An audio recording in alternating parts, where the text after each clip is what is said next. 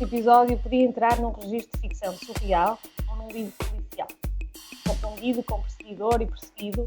Da tanta forma como a nossa convidada e a Anitta foram lançando provocações, entrando no mundo uma da outra, de forma espontânea, até se tornarem quase obsessivas. Saudável, claro. A Anitta alimenta-se, não de forma antropofágica, obviamente, dos seus seguidores. Comentários, reações, sugestões, desabafos. À medida que foi avançando com este projeto, foi criando algumas ligações e relações que têm por base um reconhecimento identitário, identificar com os sentimentos, ideias, desafios, modos de estar, parte a parte. Algumas destas ligações saem do anonimato, lençóis de comentários e conversas offline, e veem a luz do dia. É o caso com a nossa convidada de hoje, perseguidora e perseguida, com quem surgiu o desafio de falarmos sobre a criação de uma linha de apoio a procrastinadores. O episódio de hoje promete. Têm pela frente profissionais da área e não sabemos quem sairá vencedor deste combate. A Anitta não se deixará ir às cordas. Promete uma esquerda que deixará KO a Ana de Torradinhas. Up for it, Ana? Olha o entusiasmo. Força, Olá, força. Olá, Billy. Olá, bom dia. Olá, And in Anitta. the right corner we have... Com os calções vermelhos. Ana. Força. Sim, Eli. Como é que tu chegaste até aqui? Até aqui aonde? Ao cúmulo da procrastinação ou à Anitta no trabalho? Até a Anitta, vamos começar. Até à Anitta. Bem, eu comecei por conhecer a irmã da Ana, já há algum tempo atrás, e foi através do airing do Design Studio da Ana que um fio puxa outro e descobri a Anitta no trabalho. Eu que nunca ouvia podcasts, acho que foi assim o primeiro que se tornou obrigatório ouvir com frequência. E pronto, e foi por aí. Achei que os temas que vocês abordavam fazia todo o sentido, gostei imenso e foi assim. Puxa pelo teu espírito empreendedor ou foi um bocadinho rever nas dificuldades e nos desafios que íamos abordando? Não sei se é puxar pelo espírito empreendedor, se é mais oferecer quase um ombro amigo, um certo saber que não se está sozinho, por assim dizer, e ouvir de quem tem mais experiência, de quem sabe mais, e perceber que há mais pessoas que também têm os seus desafios, não que o mal dos outros me console, não é isso, mas acho que é importante também uma pessoa no mundo que está tão conectado e que acabamos por não estar assim tão conectados como isso diretamente, não é? Mas sentir que não se está sozinho neste buraco negro que a internet às vezes consegue ser. Tipo um vórtex que nos puxa e de onde nunca mais conseguimos sair. Bem, nós agradecemos ao que nos toca, não é? Óbvio. A experiência e o quem sabe mais, daí eu estava a ouvir-te e estava a pensar, enganamos tão bem, Ana, que maravilha. Não, mas acho que todos precisamos um pouco de aquela coisa dos mentores ou de algumas vozes que nos inspiram e que todos temos alguma coisa a aprender e a ensinar. E neste caso é um pouco isso que vocês fazem com a Anitta, dão apoio. Desta forma acaba já por ser uma linha de apoio a procrastinadores. Sim, isso aí nós podemos dizer que sim, teve muita experiência. Primeiro deixa-me ir buscar já o Babette, porque estou aqui babadíssima com todos os elogios. Ana, conta-nos um bocadinho da tua vida, profissional. Os teus projetos, de que é que trabalhas, que projetos tens à parte, conta-nos tudo. Tudo! Bem, vocês disseram que era 1 hora de gravação, não disseram? Como é que eu hei de começar? Basicamente, eu sinto às vezes que a vida profissional que eu tenho caiu-me um bocado no colo, ou eu caí em cima dela sem dar muito bem conta disso. Eu estudei História, fiz licenciatura em História e depois fiz o mestrado em História das Religiões E fiz já com a consciência que não ia ter propriamente saídas profissionais que fossem muito além de dar aulas ou algo do género. E surgiu uma oportunidade quando já tinha feito o ano curricular do mestrado, e depois no segundo ano era o período em que não tinha aulas, mas que tinha que desenvolver a tese de mestrado, e nessa altura surgiu uma oportunidade de trabalhar na empresa onde estou atualmente. É uma área para a qual eu não tive qualquer formação, fui aprendendo com o fazer, onde sempre fui fazendo coisas bastante diferentes, e atualmente estou a fazer mais coisas que me dizem mais, por assim dizer. Tem a ver com desenvolvimento de textos, traduções, escrita mais ou menos criativa ou mais ou menos técnica, mas fiz sempre um bocadinho de tudo. Trabalho como assistente de marketing e assistente comercial. Sou um bocadinho polivalente nas coisas que faço, mas pronto, basicamente é isso. Estudei uma coisa, estou a fazer outra. Acho que apesar de tudo, o curso que eu fiz, que é um curso que é daqueles que eu gostaria sempre de fazer, fosse em que altura da vida fosse. Acho que o curso de História é excelente, mas que apesar de tudo me deu ferramentas para o que estou a fazer agora, que é a capacidade de ir aprender e pesquisar e perceber como é que se podem fazer, resolver problemas que aparecem e aprender cada vez mais. De qualquer forma, rapidamente, acho que cheguei à conclusão, aceitei aquilo que desde criança se calhar intuía, que era a vida não é só isto, de trabalhar das 9 às 6 ou às vezes mais tempo num escritório para outros, e senti sempre falta de mais, de fazer alguma coisa mais minha, mais criativa, trabalhar com as mãos. Acho que é uma coisa que nos faz falta a todos, e também ter desde há uns anos para cá percebido que que o estilo de vida que eu realmente gostava de ter não é o estilo de vida citadino e urbano, é um estilo de vida mais ligado ao campo, à natureza, tem a ver com uma série de soul searching, por assim dizer, que fui fazendo. Levou-me a pensar e em finalmente avançar com algumas ideias que tinha na gaveta, porque eu adoro fotografia, sempre gostei imenso de fotografia, sempre gostei imenso de estacionário e cadernos e fazer trabalhos manuais de todo o tipo, e por isso, a nível de empreendedorismo, chamemos-lhe assim, um dos projetos que eu tenho um pouco em stand-by, mas que quero sem dúvida desenvolver, é precisamente uma marca, digamos assim, de produtos onde uso as fotografias que faço, porque são fotografias que eu basicamente pego nas fotografias e depois edito-as de forma a criar padrões. E eu sempre achei que esses padrões encaixavam muito bem em objetos do dia-a-dia. Seja em cadernos, seja noutra coisa qualquer, ideias não me faltam, não tenho vindo a desenvolvê-las. E pronto, a nível de empreendedorismo, esse é o principal projeto. Depois, há o projeto mais pessoal e mesmo de vida a longo prazo, de com o meu companheiro nos mudarmos da cidade para o campo, e em paralelo com isso comecei uma daquelas ideias que saíram da gaveta há muito pouco tempo, mas que estiveram na gaveta durante bastante tempo, que é um projeto sem qualquer finalidade de lucro. O lucro que me dará será outro, mais de satisfação pessoal, como uma forma de contribuir para uma outra história, digamos assim, que usando o saber que fui acumulando de capacidade de tradução, criar uma plataforma onde vou partilhando alguns dos textos que tenho vindo a ler ao longo dos últimos 5 anos e que se encontram sobretudo em inglês e que gostava de os partilhar em português para chegarem a mais pessoas. E esse projeto chama-se Coletivo Metamorfilia, que por enquanto é um coletivo de uma pessoa, mas que com tempo e paciência espero que consiga trazer mais pessoas para partilharem a tarefa. E basicamente é isso. Bebe coisa pouca, não é?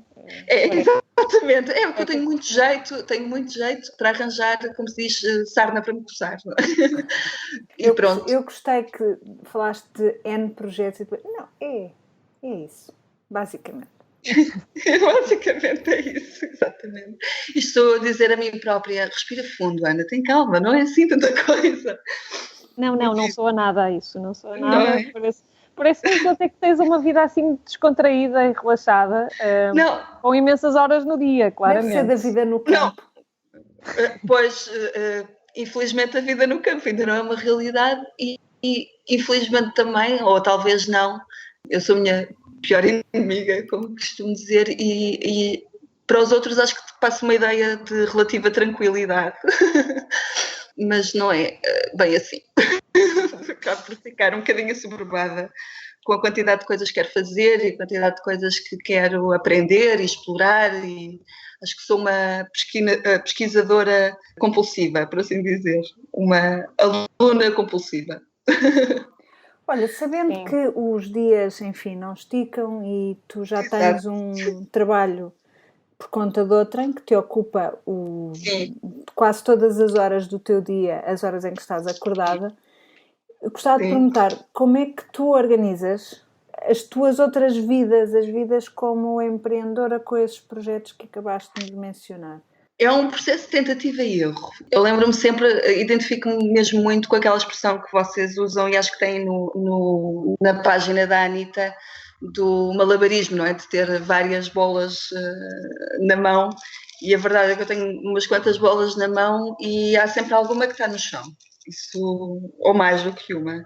Sinto sempre que estou a correr contra o prejuízo, não sei se é essa a expressão agora, mas é um processo de tentativa e erro. Sinto sempre que quando me dedico mais a uma coisa, há outras que ficam para trás. Por isso, o que eu tento, com sucesso, melhor nos dias, pior noutros, é concentrar numa coisa de cada vez, sabendo tentar fazer as pazes comigo própria, com a ideia de que não vou conseguir fazer tudo o que eu quero da forma que eu quero, e tento, lá está, olha, o Bullet Journal, que pelo que eu sei a Ellie adotou com bastante sucesso. Não largo, não é? Tenho de culpar por causa disso. Sim, é uma coisa que me ajuda, claro que está, mas também é um processo de tentativa e erro, para tentar manter-me minimamente focada e presente nas coisas que realmente são importantes. Isto é mais um processo, digamos, mental e emocional, de ser capaz de aceitar que eu não vou conseguir fazer tudo como quero e no tempo que quero, e que as coisas não correm ao ritmo como eu gostaria, e que ao fim do dia é difícil muitas vezes ter energia e capacidade física e mental para levar as coisas adiante. Tento todos os dias dar um pequeno passo que seja naquilo que quero fazer. Não vos posso dizer que seja uma estratégia muito concreta, organizada, porque pronto, mesmo o uso de agendas, eu sempre fui muito afoita a usar agendas e a cumprir listas a fazeres. E aumentares horas. Consideras que és mais realista neste momento a fazer a tua... Sim, eu tento, é um esforço constante, tentar ser mais realista. O ser mais realista não é deixar de ser sonhadora ou ter uma perspectiva um pouco romântica ou lírica da vida, é mais no facto de não colocar, não ser demasiado exigente comigo, tentar não ser demasiado dura e derrotista comigo própria. Porque não, quer dizer, sei que isso não ajuda ninguém, a começar por mim própria, que não é construtivo, não é? Mas as coisas são como são.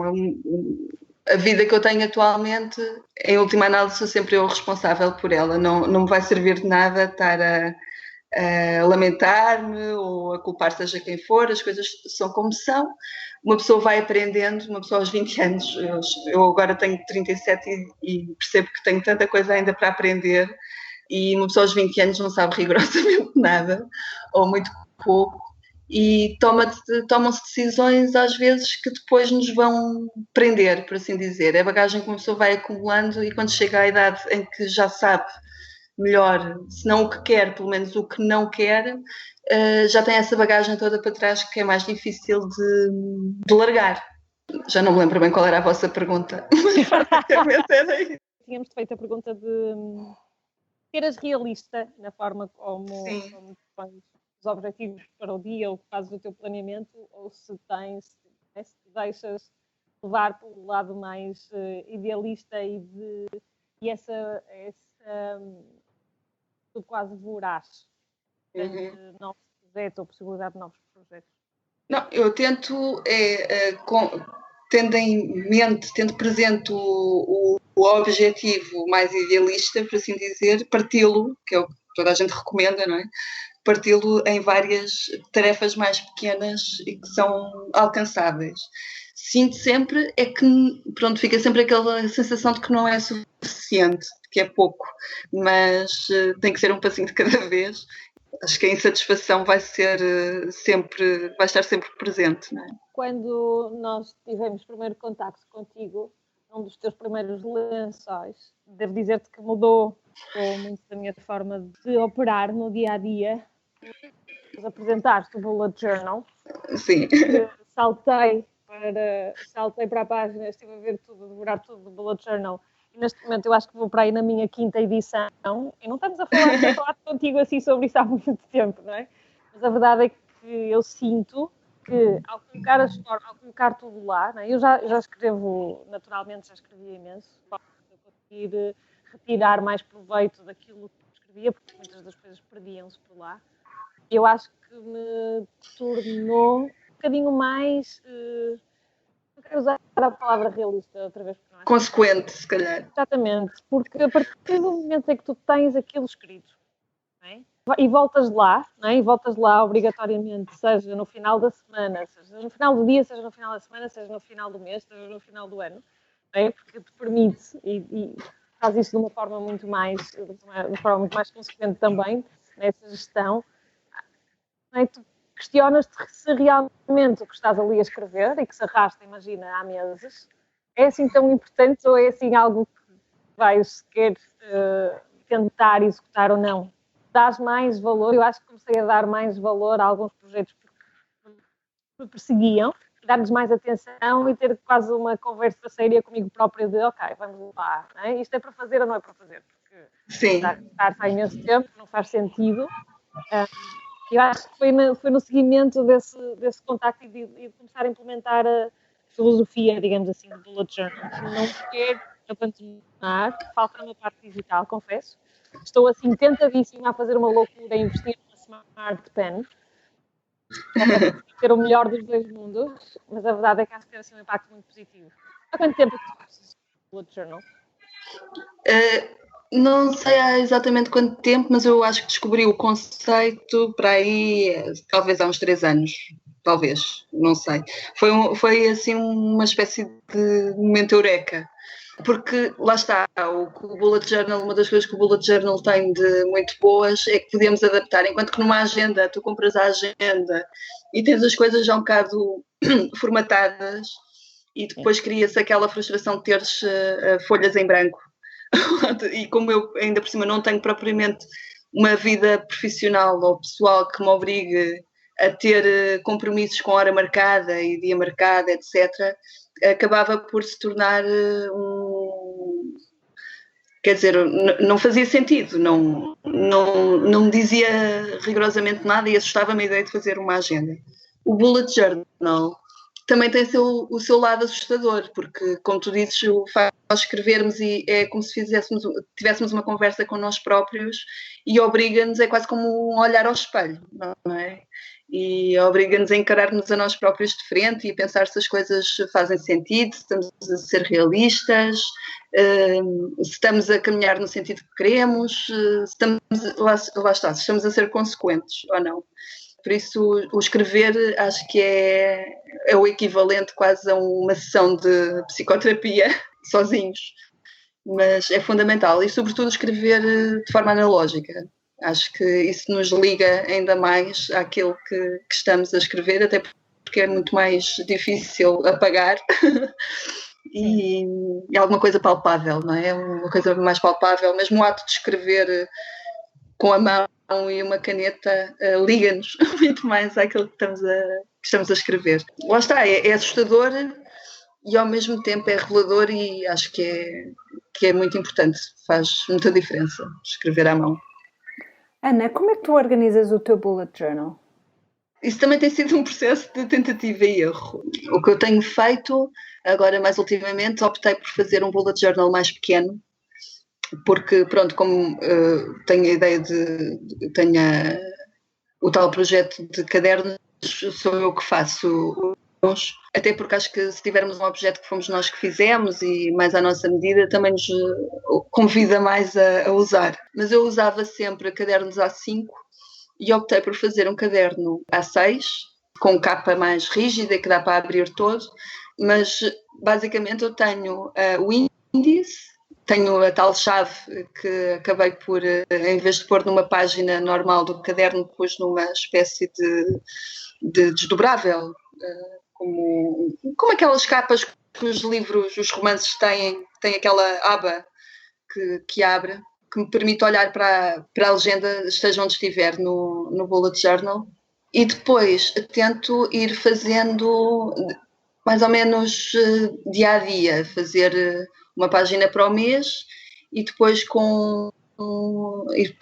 nesse mês ponho um pouco das coisas que quero fazer e depois ao longo dos dias faço o esforço de olhar sempre para aquilo com olhos de ver e de forma realista, marcar as coisas que quero fazer e também marcar as coisas que fiz. Eu digo, as listas de afazeres são importantes, mas as listas de feitos acho que também são muito, ou de fazidos, como quiserem chamar,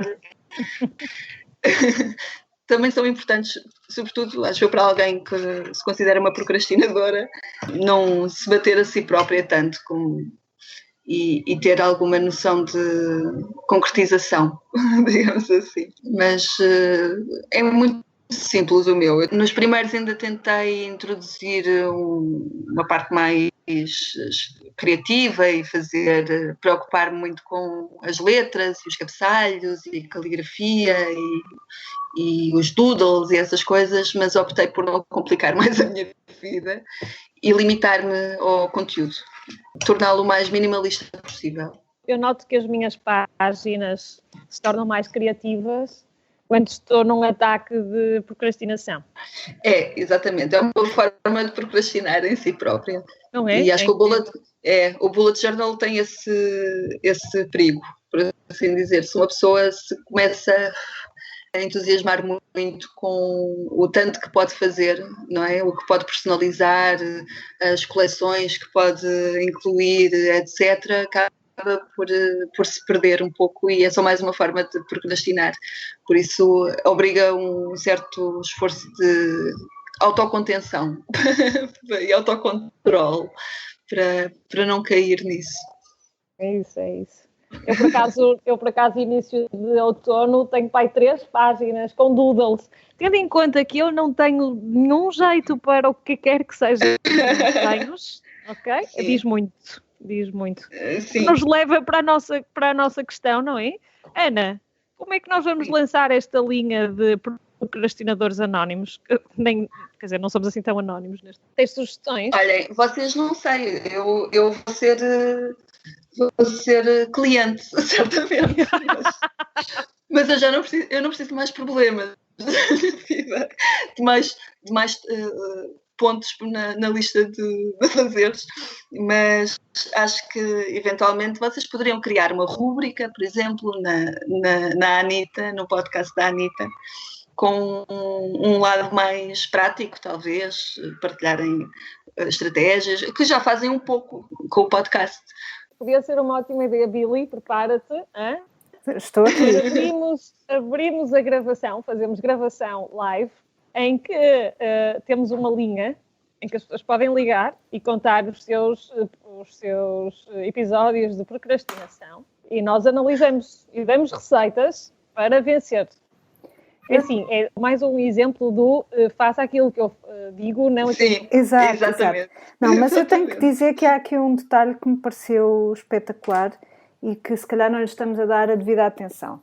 Que é, no Bullet Journal, a Ana mencionou que tem uma lista de fazidos, para usar a sua nomenclatura, e eu gostava que nos falasses um pouco mais sobre isso, porque eu acho que essa vai ser uma estratégia absolutamente fundamental para combater a procrastinação, na medida em que, quando nós olhamos para o caminho que já fizemos, percebemos que afinal não estivemos parados e se calhar não procrastinamos assim tanto. Eu acho que é fundamental, porque se nós só nos prendermos à lista de afazeres, é muito fácil darmos por nós com uma lista interminável e que está sempre a crescer, e quanto mais olhamos para ela, mais frustrados ficamos a pensar, tenho tanta coisa para fazer e sinto que não fiz nada, não é? E muitas vezes uma pessoa faz, eu, pelo menos falo por mim, há coisas que se fazem sem se terem colocado na lista de afazeres, e o que realmente é importante é aquilo que fazemos. De facto, não é? A lista de afazeres é importante e o Bullet Journal ajuda muito nisso, e esta estratégia de escrever e de conversarmos com nós próprios por escrito, por assim dizer, ajuda muito. Lá está, para despejar um pouco o turbilhão de ideias que nos passa pela cabeça e termos um sítio onde elas estão arrumadas. E também porque há alturas que uma pessoa quer fazer alguma coisa e não sabe para onde é que se há de virar, e tem ali um guião, não é? Tem ali uma espécie de recordatório do que é que numa altura em que estava um bocadinho mais tranquila tinha percebido que precisava de fazer. E a lista de afazidos é isso mesmo que estás a dizer, é uma pessoa ter uma forma de perceber que não está parada e que vai fazendo, por mais pequeno que seja o passo que deu, eles todos contam para caminhar na direção do que queremos, e por isso acho importante isso. Uma lista de afazeres só por si é só um bocado de sonhar por escrito, não é? Às vezes, se não se cortarem esses itens, se não forem afazidos, não se adianta nada. Lá está, nós parece que estamos sempre presos entre a ansiedade pelo futuro e o passado, não é? E no presente é importante, lá está, termos presente o que é que realmente fizemos e não cairmos na autocomiseração, que é muito fácil, e no assoberbamento. Esta palavra é um pouco, resume muitas vezes como é que eu me sinto, assoberbada pela quantidade de coisas que quero fazer e que quero aprender e tarefas que tenho que cumprir, e ver o tempo a passar e sentir que não estou mais próxima. Quando o caminho é longo, é difícil uma pessoa sentir que está a avançar um bocadinho que seja. E o Fazidos permite isso. É só uma forma de termos presente que se calhar até vamos fazendo alguma coisa, não é? Não estamos parados nem a andar para trás. Não, é verdade, eu acho que quando tens isto, por exemplo, eu fazia muito as minhas listas, quando eu comecei a trabalhar, fazia em lista de papel, e progressivamente fui passando para o mundo mais digital. O problema com o mundo mais digital é que depois elas praticamente desaparecem. E então aqui é uma forma muito visual também, de não apagas, ou és tu que vais lá, tens a satisfação de riscar e de chegar ao final do dia, ao final da semana, ao final do mês e ver tudo aquilo que fizeste. E depois também, obviamente, de confrontar se fizeste aquilo que tinhas proposto de fazer ou se fizeste outra coisa. Às vezes a parte da confrontação é que é melhor deixar para outro dia, porque... Certo. Ai, que pena. Cria frustração também. Exato. Não temos tempo. Depois no próximo mês já fazemos isto. Exato. Não, mas a questão é essa, porque quando vais planear a tua próxima semana, quando vais planear o mês, não é? Fazes a migração, como eles lhe chamam, sim, e vais ver o que é que estava no mês passado que tinhas proposto e tens de tomar aquela decisão de se transita ou não transita para o mês seguinte, não é? E pensar, porque é que não fiz? Às vezes é um confronto difícil. É doloroso, às vezes é muito doloroso. Eu sinto muito é que uma das grandes vantagens do Bullet Journal e das coleções, em especial, as coleções acabei por deixar num caderno à parte porque acabava por se tornar um Bullet Journal só por si.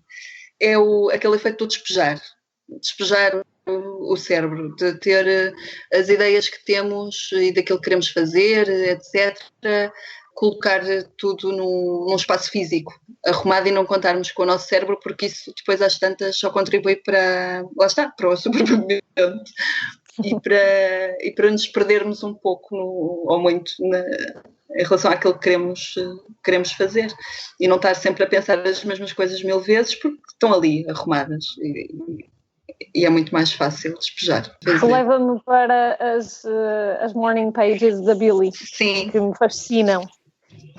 Sim, eu ouço falar fiz. do bullet journal e só penso nas minhas morning pages, porque eu acho que não tenho a determinação suficiente, ou não encontro, se calhar, o tempo suficiente para me dedicar ao bullet journal, apesar de lhe encontrar mérito na ideia, na organização, mas as morning pages para mim são sagradas. Eu fiz as morning pages durante 3 meses, durante as tais, era 12 semanas, penso, e achei que foi um exercício excelente. Mas cheguei ao final dos 3 meses e a pensar, bem, isto tornou-se um pouco uma tarefa quase obrigatória, como é que eu ia dizer? Tinha que cumprir aquilo, sentar a pensar muito naquilo que estava a fazer. Como não cumpri exatamente as regras, entre aspas, que era suposto, porque aproveitava a viagem de comboio para o trabalho de manhã para escrever, eu sabia que tinha um tempo limitado para o fazer. E estava rodeada de gente no comboio, apesar de me abstrair bastante do que se passa à minha volta quando estou no comboio. E então acho que foi um exercício muito, muito interessante, muito meritório, mas cumprir de acordo com os parâmetros das 3 páginas, acabei por não continuar. Acho que é importante, de qualquer forma, fazer este exercício de escrevermos livres de amarras, sem pensarmos se alguém vai ler aquilo, nem sequer nós próprios, ou sobretudo nós próprios, não lermos aquilo que escrevemos. Acho que é muito bom. Mas também me falta a disciplina. Mas sabes que eu não liguei muito à questão das 3 páginas. Se calhar liguei mais no início e depois deixei de ligar. Sim. Porque eu acho que também temos que ser mais permissivas connosco próprias, mais tolerantes. Sim, exato. E aceitar que o que ali é importante é a questão da coerência, exato, de fazer todos os dias, de repetir. E, portanto, para mim é perfeitamente válido que tu uses o tempo do comboio para fazer esse exercício. Sim. E dar 3 páginas, não dá, azar. Pois, sim. Acho que é isso. Acho que eu primeiro foi um desafio a mim própria, como sou terrível para criar hábitos positivos, achei que foi um desafio que eu lancei a mim própria, de conseguir durante 3 meses, todos os dias, dedicar aquele espaço de tempo para fazer apenas aquilo. E nisso acabou por ser uma vitória, mas é como dizes, depois temos que ser um pouco mais permissivas, porque cumprir aquelas 3 páginas torna-se muito pesado, porque escrever 3 páginas em cerca de 40 minutos ou 35, que era o tempo que eu tinha, cansa. Já as mãos doridas, os punhos doridos. É quase como fazer um sprint todos os dias. Exato, e para mim nem sequer é só isso, é porque a receita é: pões o despertador para 1 hora mais cedo e antes de toda a gente se levantar, fazes as morning pages. Ora, eu levanto-me às 6h30, se vou para as 5h30, tenho que me deitar às 8 da noite quase. Sim, é outro problema também que eu tenho, porque sinto muitas vezes que é à noite que estou mais ativa, e depois num dia de trabalho muitas vezes é o tempo da noite em que sinto que tenho tempo para mim e para fazer as coisas que gosto, depois de passar um dia a cumprir tarefas definidas por outros, por mais liberdade que tenha para organizar as minhas tarefas no trabalho, e acabo por não me conseguir deitar muito cedo, e para mim dormir de manhã, acordar aliás de manhã, é sempre doloroso. Tem-se tornado menos doloroso, mas é mesmo, tenho ali os minutos contados para apanhar o comboio, por isso não conseguiria acordar mais cedo para fazê-lo, daí usar a viagem. Ana, tu falaste no teu projeto Coletivo Metamorfilia, que eu até tenho que ler devagarinho para não me enganar, mas nós conhecemos-te outros projetos que tu acho que descreveste, mas não chegaste a nomear, por exemplo, o Amarelo Torrado. Uhum. Exato. E o teu blog também, portanto, conta-nos também um pouco sobre isso. Bem, o Amarelo Torrado, eu também não falei muito nele, porque uma sente um bocado de vergonha das coisas em que se lança e que não consegue concretizar exatamente como quer. O amarelo torrado é para avançar, só que tendo em conta, eu acabei por aceitar fazer as pazes comigo própria, conformar-me com a ideia de que, tendo um trabalho o tempo inteiro do qual eu não posso abdicar neste momento e não sei quando é que vou poder, eu não tenho tempo suficiente para ter uma marca, por assim dizer, baseada apenas e só em cadernos ou outros produtos feitos artesanalmente. Por isso, e como eu sempre tive mais ideias sobre objetos, sobre produtos onde queria utilizar os tais padrões fotográficos, chamemos-lhe assim, decidi começar do zero, por assim dizer, reformular, pensar em tudo novamente, inclusive pensar em mudar o nome para eventualmente abrir portas para, num futuro mais distante ou mais próximo, não sei, poder vender poder chegar a um público que não seja português, não é? Fiz amostras junto de uma, não sei se é gráfica que se chama, mas com impressão em tecido para uma primeira linha de produtos, mas estou na fase de recomeçar e reformular e fazer tudo como deve ser, por assim dizer, sem ser tão amador como sempre foi desde o início e ser, lá está, mais consequente com as coisas e que me obriga também a ter paciência e a ser consistente para conseguir ir avançando. Face ao turbilhão de ideias e às dificuldades que coloco a mim própria muitas vezes e à minha tendência para a procrastinação, decidi criar o tal blog que é o Cenas e Coisas, como forma de ir registando quase como um diário de bordo do meu percurso, deste percurso de reformulação da Amarelo Torrado. E assumir um compromisso sem propriamente data marcada, que é o complicado. Mas, quer dizer, porque uma das coisas, eu sou um bocado bicho do mato. Introvertida, gosto muito de estar no meu cantinho, estar sossegada. O meu dia-a-dia também não me permite propriamente andar de um lado para o outro a ir a workshops ou ir a fazer formações, ou seja o que for. E por outro lado também também sinto que me falta muito as bases para usar as ferramentas, nomeadamente as ferramentas digitais, para criar uma marca como deve ser. Uma das coisas que eu queria fazer e que em princípio vou fazer em novembro, se correr bem, não sei se talvez conheçam o Lance Collective acho que é Filipa Simas de Freitas, uma coisa assim do género, que fazem workshops um pouco virados para isto, desde a criação de uma newsletter, até ao emailing, até web design, etc. E eles têm um módulo que compreende, que eu acho que poderá vir a ser muito útil para me dar as bases para fazer as coisas por mim própria, porque não tenho a possibilidade de um investimento grande. Eu gostava muito de... Eventualmente o ideal era contratar alguém, uma empresa, para fazer as coisas por mim, não é? A nível de criar um website, ou loja online, ou criar um logotipo, essas coisas todas, mas não é possível. Por isso queria aprender a pescar, usando aquele provérbio chinês, saber como pescar para depois poder fazer as coisas por mim, mas com um pouco mais de sentido e de confiança. Acho que, e este é um conceito, acho que vocês já falaram, do síndrome do impostor, e que eu muito facilmente caio nisso e falta-me a confiança para avançar com as coisas. Sinto-me um pouco segura com elas.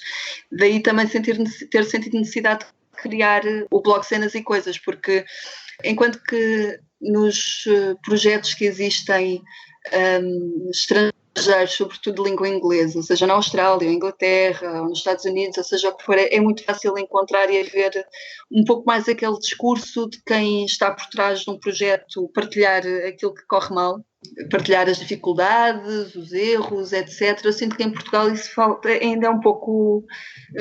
Posso estar a ser injusta, mas é um pouco a sensação que eu tenho, é que as pessoas têm muito pudor em partilhar. Sim, as pessoas gostam...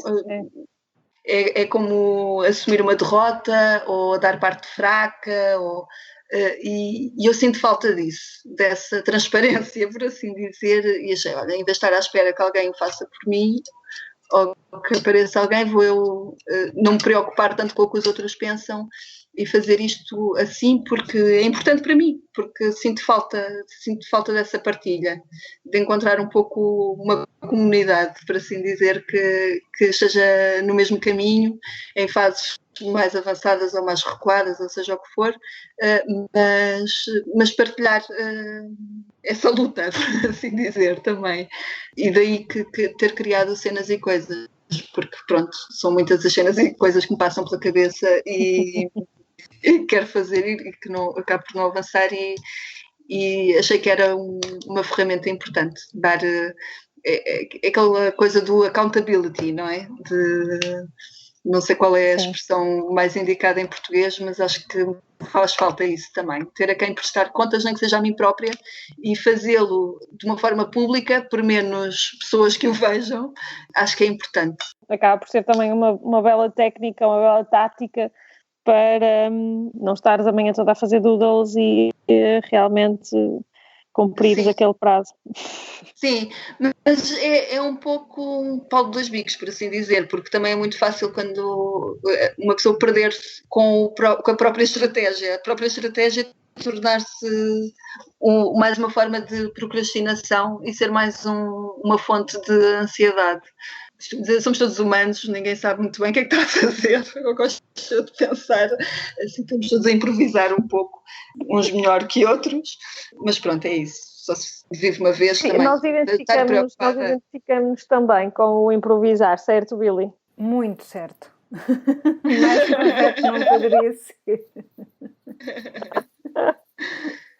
Sim, mas eu acho que toda a vida tem o seu quê de improviso, ou seja, nós planeamos e fazemos o plano A, mas estamos sempre disponíveis para haver um plano B, um C. Não, lá está, é mesmo sermos capazes de aceitar o facto de que os planos nunca correm, são ideias muito bonitas, eventualmente, parecem excelentes ideias, mas depois as coisas nunca correm exatamente, ganham vida própria e nunca são exatamente como nós queríamos. E é ir lidando com isso.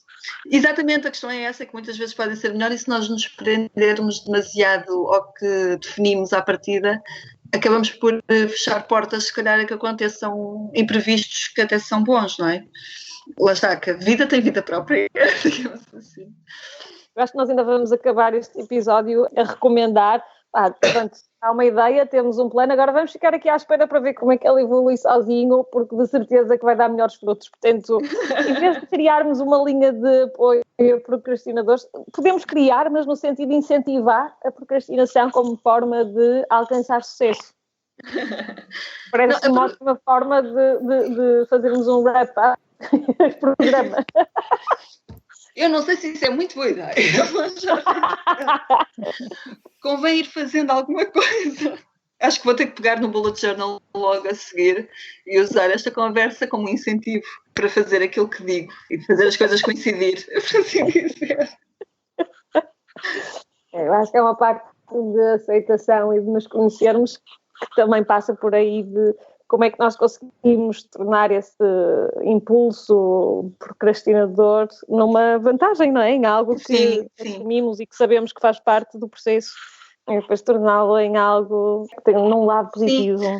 Não, até porque a procrastinação, lá está, com conta, peso e medida, é profundamente criativa, e acho que é importante nós também sermos capazes de ter um tempo em que não estamos a fazer propriamente coisas com o objetivo de sermos produtivas, por assim dizer. Há muitas formas de ser produtiva e às vezes termos só tempo para fazer alguma coisa, olha, como por exemplo bordar, ou fazer crochê, ou desenhar, ou escrever só para nós, acho que é fundamental. Faz-nos um pouco falta disso. Há uma febre produtivista, por assim dizer, que é importante contrariar e não nos sentirmos tão frustrados connosco próprios e não colocarmos também tanta pressão sobre nós próprios. Parece-me assim uma dica para atirarmos nas cordas, que te parece, Billy? Que ó. Eu acho que nós é que ficámos que ó, porque com o volume dos projetos a acumularem com uma atividade a tempo inteiro, eu acho que nós é que ficámos Somos meninas ao lado da Ana. Estas Anitas ficaram encostadas às cordas. A Anitta vai estar atenta ao progresso. Olha, vamos começar a controlar. Combinamos para 2030, talvez. Um balanço. Espera aí, estamos em 2017, 5 anos, 10 anos. Sim, fazemos um ponto de situação daqui a 10 anos. Está sempre Olha, bem. e além da Anitta controlar-te e continuar a seguir-te ou perseguir-te, onde é que os nossos ouvintes podem também perseguir-te? Podem-me seguir, tem a página do coletivo Metamorfilia que começou agora recentemente. Se alguém que se sentir à vontade e se identificar com o tipo de conteúdos que eu coloco lá e com a lista de referências bibliográficas que eu gostaria de atacar e de traduzir, são muito bem-vindos, todas as ajudas são bem-vindas, mesmo que queiram colaborar de outra forma qualquer. Eu tenho lá uma lista de coisas em que gostaria de fazer e que não domino, nomeadamente com a construção do blog e de imagens, etc. É só pesquisar no Facebook coletivo Metamorfilia. Depois tem a Amarelo Torrado, que está um pouco em stand-by a própria página. E tem o Cenas e Coisas também através do Facebook, é fácil de encontrar. Ana, nós queremos agradecer-te a tua disponibilidade para falares connosco e também para partilhares um bocadinho a tua experiência com a Anitta e a tua experiência sem a Anitta, claro. Queremos agradecer-te e queremos dizer que esta conversa foi super inspiradora, porque para além de arranjar sempre uns nomes muito castiços para os teus projetos, por exemplo, Amarelo Torrado, gosto muito dos apanhados que vais fazendo, por exemplo, das Cenas e Coisas, os textos eu adoro. Convido todos os ouvintes a irem ler o Cenas e Coisas. Do coletivo Metamorfilia ainda não conheço nada, mas quero ir conhecer em breve. Ótimo. Já estou a fazer likes. Muito obrigada. Quero-vos agradecer imenso a coragem que tiveram de arriscar uma conversa comigo. Mas claramente fomos obrigados, Ana. Sim. Fomos todos obrigados, estamos aqui de muito má vontade. Mas não, a sério, muito obrigada. É importante para mim ter esta oportunidade também de trocar ideias com vocês, que têm um projeto com que me identifico imenso e que é realmente um ombro amigo, por assim dizer. E muito obrigada, gostei imenso. Obrigada a nós. Obrigada a nós.